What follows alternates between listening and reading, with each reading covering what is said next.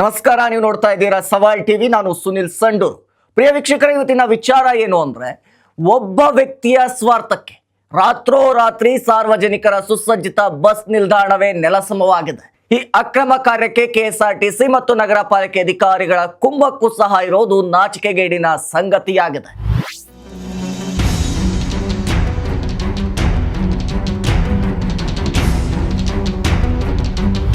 ಸಾರ್ವಜನಿಕರು ಕಟ್ಟುವ ತೆರಿಗೆ ದುಡ್ಡಿನಿಂದ ಸಂಬಳ ತೆಗೆದುಕೊಳ್ಳುತ್ತಾರೆ. ಇವರೆಲ್ಲ ಸಾರ್ವಜನಿಕರ ಸೇವೆ ಮಾಡಬೇಕಾಗಿರುತ್ತೆ. ಆದ್ರೆ ಅಧಿಕಾರಿಗಳು ಸಾರ್ವಜನಿಕರ ಸೇವೆ ಮಾಡೋದು ಬಿಟ್ಟು ಅಕ್ರಮದಲ್ಲಿ ಭಾಗಿಯಾಗಿರೋದು ಮಾತ್ರ ವಿಪರ್ಯಾಸ ಅಂದ್ರೆ ತಪ್ಪಾಗಲ್ಲ. ಇಂಥ ಭ್ರಷ್ಟ ಅಧಿಕಾರಿಗಳಿಂದ ಪ್ರಯಾಣಿಕರ ಬವಣೆ ಕೇಳೋರು ಯಾರು ಅನ್ನೋ ಪ್ರಶ್ನೆ ಸಾರ್ವಜನಿಕರ ವಲಯದಲ್ಲಿ ಈಗ ಹುಟ್ಟಿದೆ.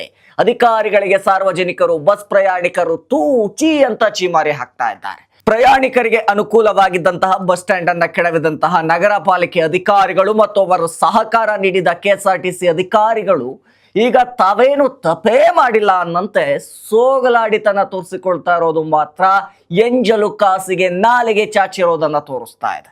ಹೌದು ಪ್ರಿಯ ವೀಕ್ಷಕರೇ, ಅಶೋಕ ರಸ್ತೆಯಲ್ಲಿ ಚಿನ್ನ ಬೆಳ್ಳಿ ಅಂಗಡಿ ಇಟ್ಟುಕೊಂಡಿರ್ತಕ್ಕಂತಹ ರಾಜಸ್ಥಾನದ ಚಿನ್ನದ ವ್ಯಾಪಾರಿಯೊಬ್ಬ ತನ್ನ ಬೇನಾಮಿ ಆಸ್ತಿಯನ್ನ ತನ್ನ ಸಂಬಂಧಿಕರಾದ ಬೆಂಗಳೂರಿನ ವಿನೋದ್ ಬಿ ಕೊಠಾರಿ ಎಂಬಾತನ ಹೆಸರಿನಲ್ಲಿ ನ್ಯೂ ಸಯ್ಯಾಜಿರಾವ್ ರಸ್ತೆಯಲ್ಲಿರುವ ಹೈವೇ ಸರ್ಕಲ್ ಹತ್ತಿರದ ರಾಯಲ್ ಎನ್ಫೀಲ್ಡ್ ಪಕ್ಕದ ಜಾಗವನ್ನ ಖರೀದಿಸಿ ಈ ಜಾಗ ತನಗೆ ಸೇರಿದ್ದು ಅಂತ ಗೋಡೆ ಮೇಲೆ ಬರೆಸಿಕೊಳ್ತಾನೆ. ಅದು ಅಲ್ಲದೆ ಹಲವಾರು ವರ್ಷಗಳ ಹಳೆ ಮರಗಳನ್ನ ಅರಣ್ಯ ಇಲಾಖೆಯ ಒಪ್ಪಿಗೆನೇ ಪಡೆದುಕೊಳ್ಳದೆ ಕತ್ತರಿಸ್ತಾ ಇರೋದು ಸರ್ಕಾರದ ಇಲಾಖೆಗಳ ಭ್ರಷ್ಟತೆಗೆ ಹಿಡಿದಂತಹ ಕನ್ನಡಿಯಾಗಿದೆ. ಇದಕ್ಕೆ ಸಂಬಂಧಪಟ್ಟ ಇಲಾಖೆ ಅಧಿಕಾರಿಗಳು ಮಾತ್ರ ನಿದ್ದೆಗೆ ಜಾರಿದ್ದಾರಾ ಅಥವಾ ನಿದ್ದೆಗೆ ಜಾರಿದವರಂತೆ ನಟಿಸುತ್ತಿದ್ದಾರಾ ಅನ್ನೋ ಪ್ರಶ್ನೆ ಕಾಡ್ತಾ ಇದೆ. ಬಹುಶಃ ನಮ್ಮಲ್ಲಿ ಒಂದು ಗಾದೆ ಇದೆ ವೀಕ್ಷಕರೇ, ನಿದ್ದೆಗೆ ಜಾರಿದವರನ್ನ ಎಚ್ಚರಿಸಬಹುದು, ಆದ್ರೆ ನಿದ್ದೆಗೆ ಜಾರಿದಂತೆ ನಟಿಸಿದವರನ್ನ ಎಚ್ಚರಿಸೋದಕ್ಕೆ ಸಾಧ್ಯನೇ ಇಲ್ಲ.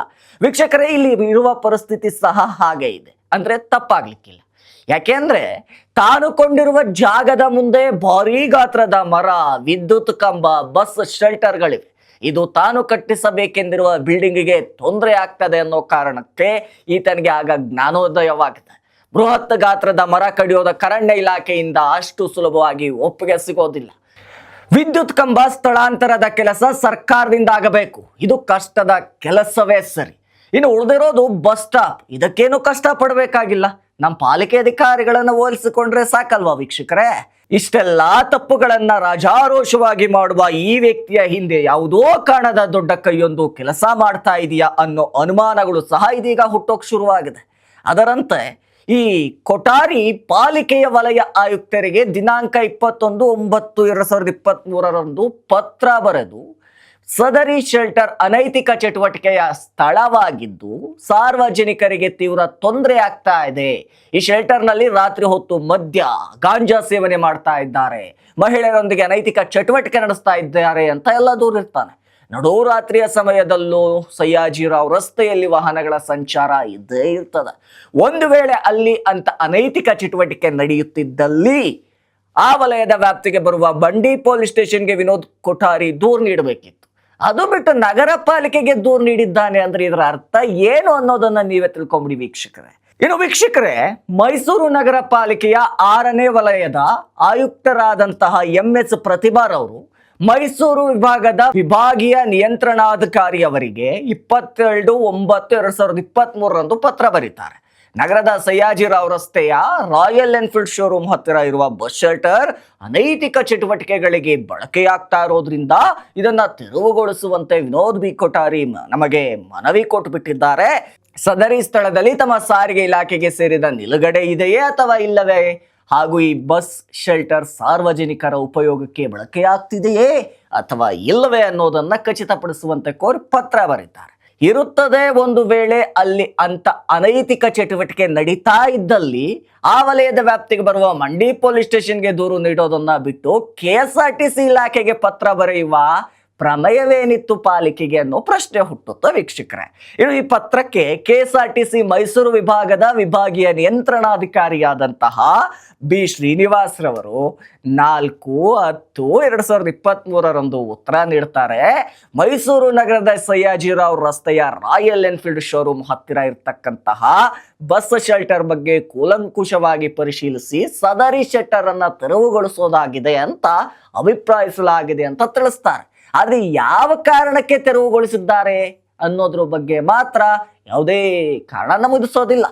ಇದೆ ಒಂದು ಈಗಲೂ ಒಂದು 8 ರಿಂದ 10 ರೂಪಾಯಿ ಓಡಾಡ್ತವೆ. ಹೌದು, ಆದ್ರೂ ಅಲ್ಲಿ ಕನ್ವೀನಿಯೆಂಟ್ ಆಗಿ ನಿಂತ್ಕೊಳ್ಳೋಕೆ ಬೇಕಾಗತ್ತಲ್ಲ ಸರ್.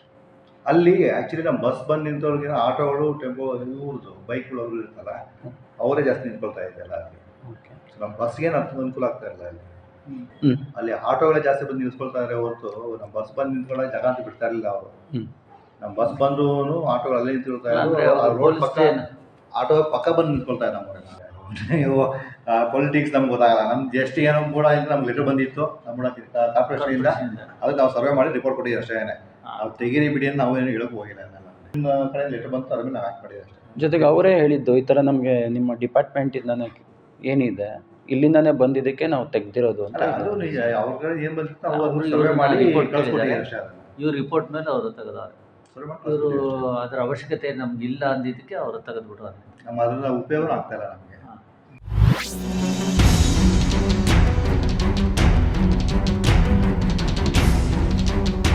ಇದು ಈಗ ಕೆಲವೊಂದಿಷ್ಟು ಪ್ರಶ್ನೆಗಳನ್ನ ಸಹ ಹುಟ್ಟು ಹಾಕೋದಕ್ಕೆ ಶುರುವಾಗಿದೆ.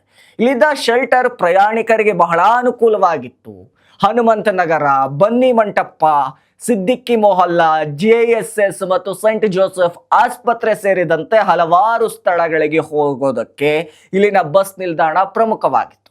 ಕುತಂತ್ರದಿಂದ ನಗರ ಪಾಲಿಕೆಯವರು ರಾತ್ರೋರಾತ್ರಿ ಇದನ್ನ ಒಡೆದು ಹಾಕಿದ್ದಾರೆ ಅಂತ ಸ್ಥಳದಲ್ಲಿ ಬಸ್ಗೆ ಕಾಯ್ತಾ ಇದ್ದಂತಹ ಟೀ ವ್ಯಾಪಾರಿಯೊಬ್ರು ಮಾಧ್ಯಮಕ್ಕೆ ತಮ್ಮ ಅಳಲನ್ನ ತೋಡಿಕೊಳ್ತಾರೆ. ಇದು ವೀಕ್ಷಕರೇ ಅಸಲಿ ವಿಚಾರ. ಇನ್ನು ನಮಗೆ ವಿಭಾಗೀಯ ನಿಯಂತ್ರಣಾಧಿಕಾರಿಯವರಿಗೆ 22/9/2023 ಪತ್ರ ಬರೀತಾರೆ. ನಗರದ ಸಯ್ಯಾಜಿರಾವ್ ರಸ್ತೆಯ ರಾಯಲ್ ಎನ್ಫೀಲ್ಡ್ ಶೋರೂಮ್ ಹತ್ತಿರ ಇರುವ ಬಸ್ ಶೆಲ್ಟರ್ ಅನೈತಿಕ ಚಟುವಟಿಕೆಗಳಿಗೆ ಬಳಕೆಯಾಗ್ತಾ ಇರೋದ್ರಿಂದ ಇದನ್ನ ತೆರವುಗೊಳಿಸುವಂತೆ ವಿನೋದ್ ಬಿ ಕೊಠಾರಿ ನಮಗೆ ಮನವಿ ಕೊಟ್ಟುಬಿಟ್ಟಿದ್ದಾರೆ. ಲೈಟ್ಗಳ ವೈರ್ಗಳನ್ನೆಲ್ಲ KSRTC ಅಧಿಕಾರಿಗಳು ಕಿತ್ತು ಹಾಕದ ಮೇಲೆ ನಾವು ಬಸ್ ನಿಲ್ದಾಣವನ್ನ ಹೊಡೆದು ಹಾಕಿದ್ದಾಗಿ ಪಾಲಿಕೆ ವಲಯ 4ರ ಅಧಿಕಾರಿಗಳು ನಮ್ಮ ಮಾಧ್ಯಮಕ್ಕೆ ತಿಳಿಸ್ತಾರೆ.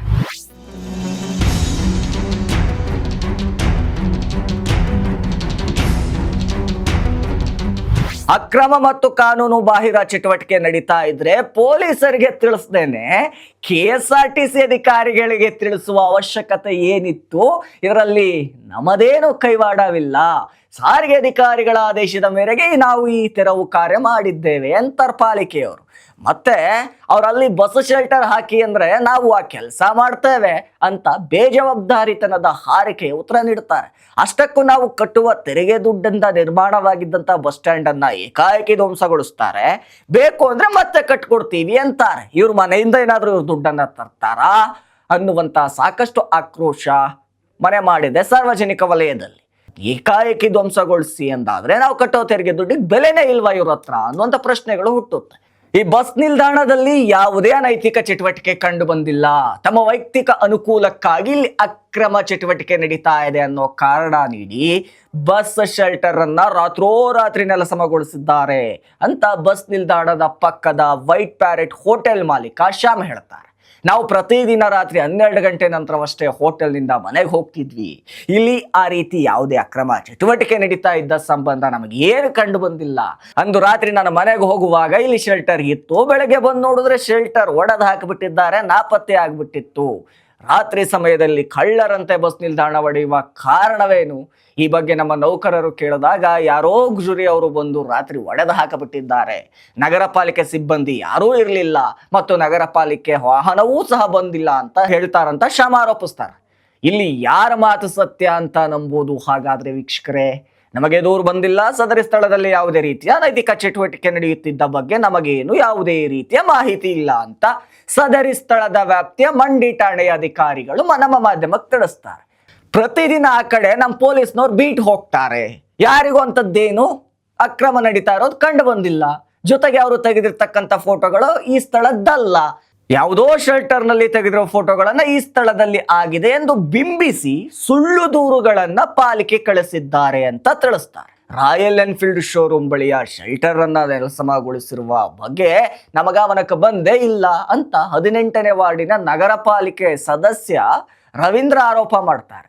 ಆ ಸ್ಥಳ ಬಸ್ ಪ್ರಯಾಣಿಕರಿಗೆ ಹೇಳಿ ಮಾಡಿಸಿದಂತ ಸ್ಥಳವಾಗಿತ್ತು. ಜೊತೆಗೆ ಅಲ್ಲಿ ಯಾವುದೇ ರೀತಿಯ ಅಕ್ರಮ ಚಟುವಟಿಕೆಗಳು ನಡೆಯೋದಕ್ಕೆ ಸಾಧ್ಯವೇ ಇಲ್ಲ. ಖಂಡಿತ ಈಗ ನಾನು ನಮ್ಮ ಇಂಜಿನಿಯರ್ ಹತ್ರ ಮಾತಾಡ್ತೀನಿ.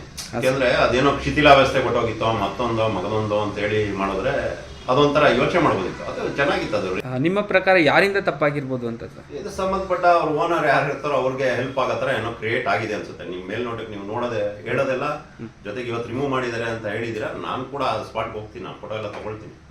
ಮತ್ತೆ ನಮ್ಮ ಇಂಜಿನಿಯರ್ ಆಗಲಿ, ನಮ್ಮ ಕಮಿಷನರ್ ಆಗಲಿ, ಯಾರೇ ಇರಲಿ, ನನಗೆ ಅದರಲ್ಲೇನು ಮುಜುಗರ ಇಲ್ಲ. ಏನು ಜನಕ್ಕೆ ಹೆಲ್ಪ್ ಆಗಬೇಕು ಅದಕ್ಕೆ ಫಸ್ಟ್ ಪ್ರಿಫರೆನ್ಸ್ ಇರುತ್ತೆ. ಅದು ಮೇನ್ ರೋಡ್ ಅದು. 11:30 12 o'clock ಆದ್ರೂ ಜನ ಓಡಾಡ್ತಾ ಇರೋದು. ಮೇನ್ ದಸರಾ ಮೇನ್ ರೋಡ್ ಅದು. ದಸರಾ ನಡೆಯತಕ್ಕಂಥ ರಸ್ತೆ ಅದು. ಸಾಯಿಜಿರಾವ್ ರೋಡ್ ಅಂದ್ರೆ ಅದೊಂದು ಅದಕ್ಕೆ ಆದ ಇತಿಹಾಸ ಇದೆ. ರಾಜಪದ ಅದು. ನಮ್ಗೆ ಹೆಂಗ್ ಬೆಂಗಳೂರಿಗೆ MG ರೋಡ್ ಇದೆಯೋ ಅದೇ ತರ ನಮ್ದು ಆ ಮಹಾರಾಜರು ಮಾಡ್ತಿರ್ತಕ್ಕಂಥ ರಸ್ತೆ ಅದು. One of the main road. ಸಾಧ್ಯನೇ ಇಲ್ಲ. ಅನೈತಿಕ ಚಟುವಟಿಕೆ ನೋಡೋಕೆ ಯಾವ್ದೋ ಇಂಟೀರಿಯರ್ ಇರಬೇಕು. ನೀವು ಇಂಟೀರಿಯರ್ ನೋಡ್ಬೋದು, ನಾನು ಮಾಡ್ಬಂದು ಆ ರೀತಿ 100% ಸಾಧ್ಯ ಇಲ್ಲ. ಅನೈತಿಕ ಚಟುವಟಿಕೆ ನಡೆಯೋದು ಇಂಡೋರ್ ಅಲ್ಲಿ ಇದ್ದು ಮತ್ತೊಂದೇನೋ ನಡಿಬೇಕು. ಬಸ್ ಸ್ಟ್ಯಾಂಡ್ ಅಲ್ಲಿ ನಡೆಯುತ್ತೆ ಅಂದ್ರೆ ಅಸಂಬಂಧ ಕ್ವಶನ್ ಅದು. ಅದೇನೋ ಯಾವ್ದೋ ಸಣ್ಣ ಪುಟ್ಟ ಪಕ್ಕ ಬಾರ್ ಇದೆ, ಅಲ್ಲಿಂದ ತಗೊಂಡ್ ಬಂದು ಏನೋ ತರದ್ ಬಿಸಾಕಿರ್ಬೋದು. ಇವ್ರು ವರ್ಕ್ ಆಗ್ತಾರ. ಅದ್ ಹೆಂಗ್ ನಡೆದ್ಬಿಡುತ್ತೆ ಮೇನ್ ರೋಡ್ ಅಲ್ಲಿ? ಸಾಧ್ಯ ಇದೆಯಾ? ಅದರಿಂದ ತೊಂದರೆ ಆಗ್ಲಿ ಮತ್ತೊಂದಾಗ್ಲಿ ಏನೂ ಇರ್ಲಿಲ್ಲ. ರಿಯಲಿಸ್ಟಿಕ್ ಆಗಿ ಯಾರೋ ಒಬ್ರಿಗೆ ತೊಂದರೆ ಆಗತ್ತೆ ಅಂತೇಳಿ ಅದನ್ನ ರಿಮೂವ್ ಮಾಡೋದು ಅದು ನಿಜವಾಗ್ಲೂ ತಪ್ಪಾಗತ್ತೆ. ನೋಡಿದಾಗೆ ದಸರಾದಲ್ಲಿ ಕೂಡ ತುಂಬಾ ಜನ ಅಲ್ಲಿ ಕೂರ್ತಾ ಇದ್ರು, ವೀಕ್ಷಣೆ ಮಾಡ್ತಾ ಇದ್ರು. ಈವನ್ ಟುಡೇ ನಾನು ಕಾಮನ್ ಆಗಿ ವಾರ್ಡ್ ವಿಸಿಟ್ ಇರುವಾಗ ಬಸ್ ಬರೋದು ನಿಂತ್ಕೊಳ್ಳೋದು ಕೂಡ ನೋಡಿದ್ದೀನಿ. ಇದು ಮಾಡಿರೋದು 100% ಕಾನೂನಿನ ವಿರುದ್ಧ. ಸಯ್ಯಾಜಿರಾವ್ ರಸ್ತೆ ರಾಜಪಥವಾಗಿರೋದ್ರಿಂದ ಅಲ್ಲಿ ಜನರ ಹಾಗೂ ವಾಹನಗಳ ಸಂಚಾರ ಇದ್ದೇ ಇರ್ತದೆ. ಹೀಗಿರುವಾಗ ಇಲ್ಲಿ ಅಂತ ಕಾರ್ಯಗಳು ನಡೆಯೋದಕ್ಕೆ ಹೆಂಗೆ ಸಾಧ್ಯ ಅಂತ ಪ್ರಶ್ನೆ ಮಾಡ್ತಾರೆ.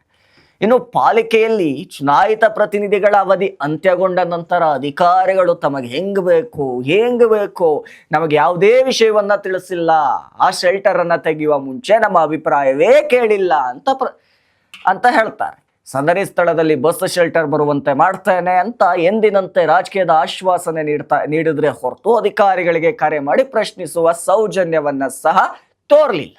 ಯಾವುದು ಸತ್ಯ ಯಾವುದು ಸುಳ್ಳು ಆ ದೇವರೇ ಬಲ್ಲ. ಇನ್ನು ಪ್ರಯಾಣಿಕರ ಸಂಖ್ಯೆ ಕಡಿಮೆಯಾಗಿತ್ತು. ಬಸ್ ಶೆಲ್ಟರ್ನಲ್ಲಿ ಯಾರೂ ಕಾಯ್ತಾ ಇರಲಿಲ್ಲ.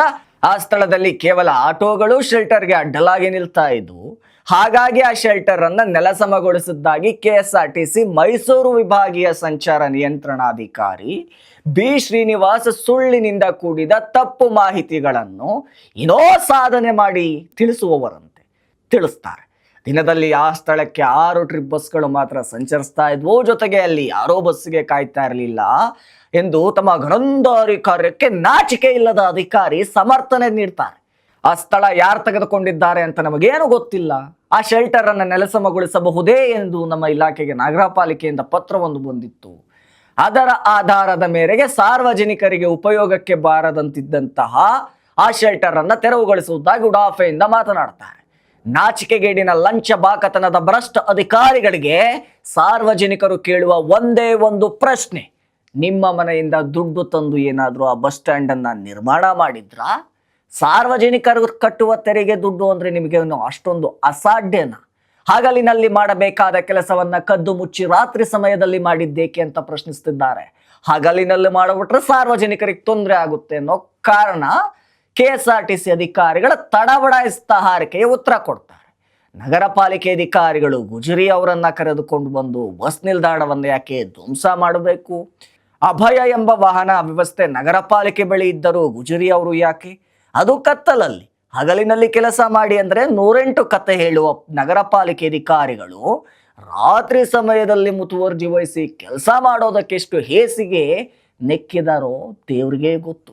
ಬಸ್ ನಿಲ್ದಾಣದಲ್ಲಿ ಅನೈತಿಕ ಚಟುವಟಿಕೆ ನಡೆಯುತ್ತಿದ್ದ ಸಂಬಂಧ ಪೊಲೀಸರಿಗೆ ದೂರು ನೀಡಿಲ್ಲ ಅಂತ ಪ್ರಶ್ನೆ ಮಾಡಿದ್ರೆ, ನಮಗೆ ಆ ಸ್ಥಳದಲ್ಲಿ ಅಂತ ಅಕ್ರಮ ಚಟುವಟಿಕೆ ನಡೆಯುತ್ತಿದ್ದುದರ ಬಗ್ಗೆ ನಮ್ಮ ಗಮನಕ್ಕೆ ಬಂದಿರಲಿಲ್ಲ ಅಂತ ಉತ್ತರಿಸುವ ನಗರ ಪಾಲಿಕೆ ಅಧಿಕಾರಿಗಳು ಮತ್ತು KSRTC ಅಧಿಕಾರಿಗಳು ಒಬ್ಬರ ಮೇಲೆ ಒಬ್ಬರು ಗೂಬೆ ಕೂರಿಸುತ್ತಾ ಜಾರಿಕೊಳ್ಳುವ ಆಟ ಆಡ್ತಾ ಇದ್ದಾರೆ ಕಳ್ಳ ಭ್ರಷ್ಟ ಅಧಿಕಾರಿಗಳು. ಒಟ್ಟಿನಲ್ಲಿ ಉದ್ಯಮಿ ಹಾಸಿದ ಸೆರಗಿಗೆ ಉರುಳಾಡಿ, ಮತ್ತೊಮ್ಮೆ ಹೇಳ್ತಿದ್ದೀನಿ ವೀಕ್ಷಕರೇ, ಒಟ್ಟಿನಲ್ಲಿ ಉದ್ಯಮಿ ಹಾಸಿದ ಸೆರಗಿಗೆ ಉರುಳಾಡಿ ಎಂಜಲು ಕಾಸಿನ ಆಸೆಗೆ ಕಾನೂನಿಗೆ ಮಣ್ಣೆರಚಿ ತಮ್ಮ ವೈಯಕ್ತಿಕ ಸ್ವಾರ್ಥಕ್ಕಾಗಿ ಸಾರ್ವಜನಿಕರಿಗೆ ತೊಂದರೆ ಉಂಟು ಮಾಡಿರುವ ಪಾಲಿಕೆ ಅಧಿಕಾರಿಗಳು ಮತ್ತು ಕೆಎಸ್ಆರ್ಟಿಸಿ ಅಧಿಕಾರಿಗಳು ಜನಸಾಮಾನ್ಯರಿಗೆ ಅನುಕೂಲವಾಗಿದ್ದ ಬಸ್ ಶೆಲ್ಟರ್ ಅನ್ನ ಒಡೆದು ಹಾಕಿರುವುದು ಎಷ್ಟರ ಮಟ್ಟಿಗೆ ಸರಿ? ಈಗಲಾದರೂ ಮೈಸೂರು ನಗರ ಪಾಲಿಕೆ ಮತ್ತು ಕೆಎಸ್ಆರ್ಟಿಸಿ ಅಧಿಕಾರಿಗಳು ಎಚ್ಚೆತ್ತು ತಾವು ಮಾಡಿರುವ ತಪ್ಪನ್ನ ಈ ಕೂಡಲೇ ಸರಿ ಮಾಡಿ ಬಸ್ ನಿಲ್ದಾಣವನ್ನ ತಕ್ಷಣವೇ ಮರು ನಿರ್ಮಾಣ ಮಾಡಬೇಕೆಂದು ಸಾರ್ವಜನಿಕರ ಬಯಕೆಯಾಗಿದೆ.